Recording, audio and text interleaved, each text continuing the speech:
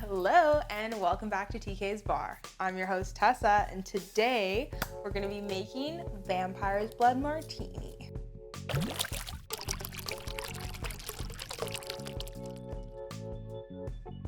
So first I want to shout out Stephanie Garcia. Thank you so much for commenting on one of my videos. She said she wanted a Halloween inspired video, so here it is. Today we're going to be making a Vampire Blood Martini, which is just my name for it. You can change it if you want, but I think it kind of looks like what I'd assume vampire blood looks like, so that's why I called it that. If you think you've got a better name, let me know in the comments below and maybe I'll switch it to that. And then second thing, my Halloween costume today is a Bratz girl. I'm Jade from the Bratz movie.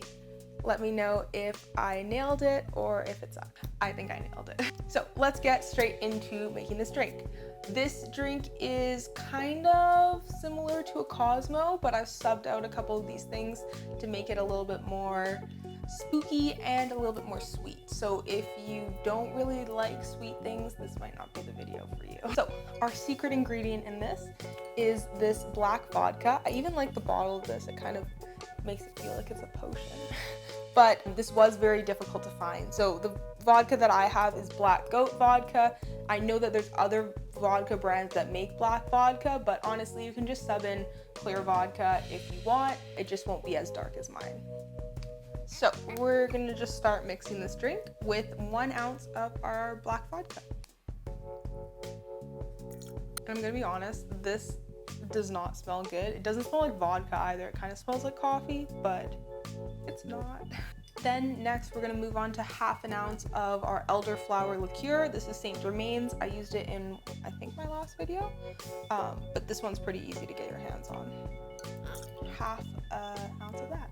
And then last thing into our shaker is a 1/4 ounce of lemon juice. Now we're gonna throw some ice in here and give it a quick shake.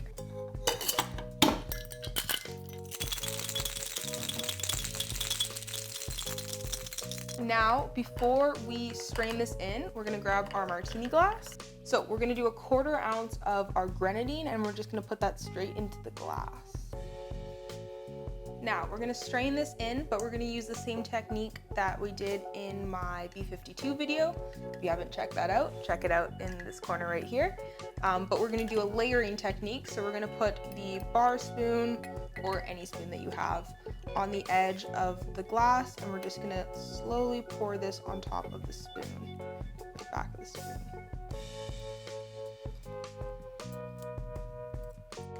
Now, I don't know if you can see, but there's the layer of grenadine, and now there's the layer of most of our drink. And then we're just gonna layer on one more thing on top, which is gonna be our cherry soda. I've got some black cherry soda here, which is from Boylan Bottling Co.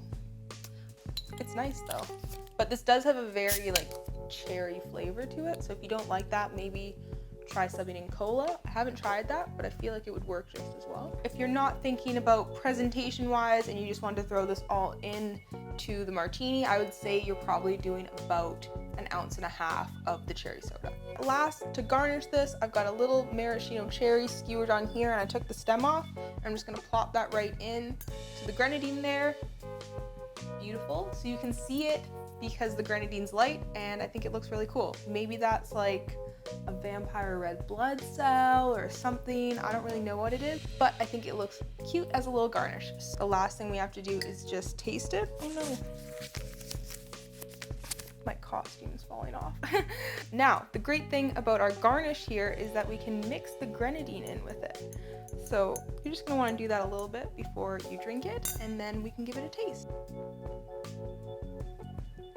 That's really nice. So obviously, it's not exactly like a Cosmo. In a Cosmo, you wouldn't have a carbonated beverage, you would just have cranberry juice, but I kind of like that it's got this little fizz to it. It's pretty sweet, so if you're not really into sweet things, I wouldn't suggest it.